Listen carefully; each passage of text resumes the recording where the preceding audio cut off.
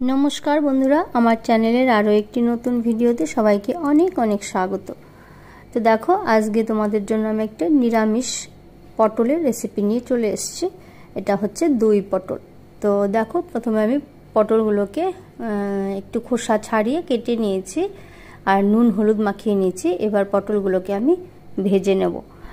तो तोमरा जारा पटल के आस्त भावे रेखे दई पटल करेছো तादेरके आमि एकटा रिक्वेस्ट करब जे এইভাবে पटल कचि देखे पटल निये এইভাবে মাঝখানে केटे निये दई पटल करले तार स्वाद किन्तु द्विगुण হয়। আর এদিকে আমি একটা মশলা রেডি করে রেখেছি। দই নিয়েছি জল ঝরানো দই, তাতে নুন হলুদ ধনের গুঁড়ো জিরের গুঁড়ো স্বাদ মতো নুন চিনি এটা দিয়ে মশলাটা রেডি করে রেখেছি। আর এবার তেলটা গরম হয়ে গেছে, আমি একে একে পটলগুলোকে ভেজে নেব। तो प्रत्येक के अनेक अनेक स्वागत आमार चैनेले जयन करार जोन्नो और आमार भिडियोटा धैर्य धरे देखार जोन्नो।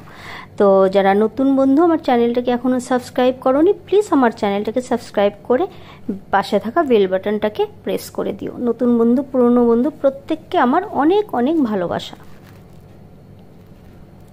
तो भिडियोटा देखार समय अवश्य एकटा लाइक दिए देखार जोन्नो अनुरोध रइलो। और जदि कोथाओ आमार भिडियो एकटू हलेओ भालो लागे ताहले बंधु बा फैमिली मेम्बार्सदेर साथे एकटू शेयार करे देওয়ার জন্য अनुरोध रइलो। तो देखो उल्टे पाल्टे पटलगुलोके এইভাবে কিন্তু হালকা ভাবে ভেজে নেব। খুব বেশি কড়া করে কিন্তু ভাজবো না, কারণ পটলের যে সবুজ ভাব সেটা যেন থাকে, তবেই কিন্তু পটলগুলো খেতে ভালো লাগবে। তো আমি ঢাকা দিয়ে দিয়ে এইভাবে পটলগুলোকে ভেজে নিলাম। আর এবার কিন্তু আমি পটলগুলোকে তুলে নেব। तो निरामिषे दई पटल किन्तु खूब भालो लागे गरम भाते, एटा होले किन्तु आर अन्य कोनो किछुई चाই ना।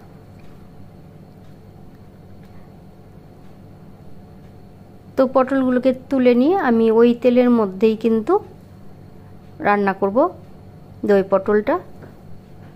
तो तेलेर परिमाणटा तोमरा तोमादेर मतो करे देबे। तो आमी एबार तेलेर मধ্যে एकटू फोड़न दिए देव। एखाने दिए दिएछि आमी कालो जिरे फोड़न। और एबार आमी मशलाटा दिए दिलाम तेलेर मধ্যে। तो मशला दिए गैसेर फ्लेमटा किन्तु एकदम लो करा थाकबे। एबार आमी मशलाटाके धीरे आस्ते किन्तु कषाते थाकबो।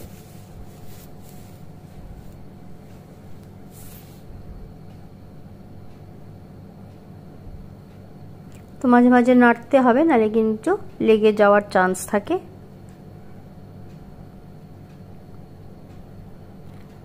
तो এই পর্যন্ত আমি রান্না করব এটাকে যতক্ষণ না পর্যন্ত তেল ছেড়ে আসছে। তো দিয়ে দিলাম আমি কেটে রাখা কটা কাঁচা লঙ্কা। আর এবার আমি দিয়ে দিলাম পটলগুলো দিয়ে মশলার সাথে খুব ভালো করে কষাবো, তাহলে কিন্তু পটলের ভেতরেও মশলাগুলো অ্যাবজর্ব করবে আর খেতেও কিন্তু খুব সুস্বাদু হবে।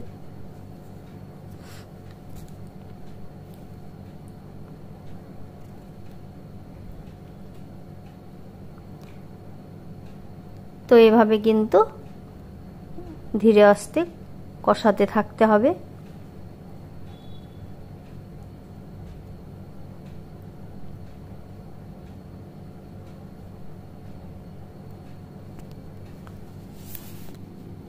তো দেখো এটা কিন্তু খুব সুন্দরভাবে কষানো হয়ে আসছে আর তেল কিন্তু ছাড়তে শুরু করে দিয়েছে। তো আমি খুব ভালো করে এই তেলের মধ্যে খুব সুন্দরভাবে কিন্তু এটাকে কষিয়ে নিলাম।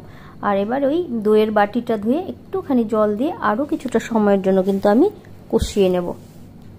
তো রান্না যত কষানো যাবে খুব সুন্দরভাবে ততই কিন্তু সুস্বাদু হবে।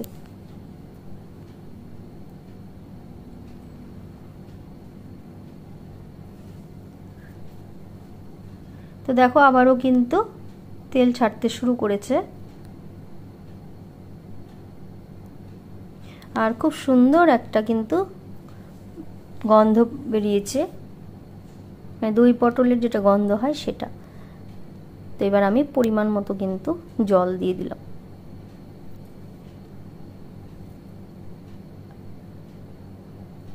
তো পরিমাণ মতো জল দিয়ে এটাকে আমি কিছু সময় রান্না করব। তো একটু হালকা ভাবে এটাকে আমি ঢেকে দিলাম।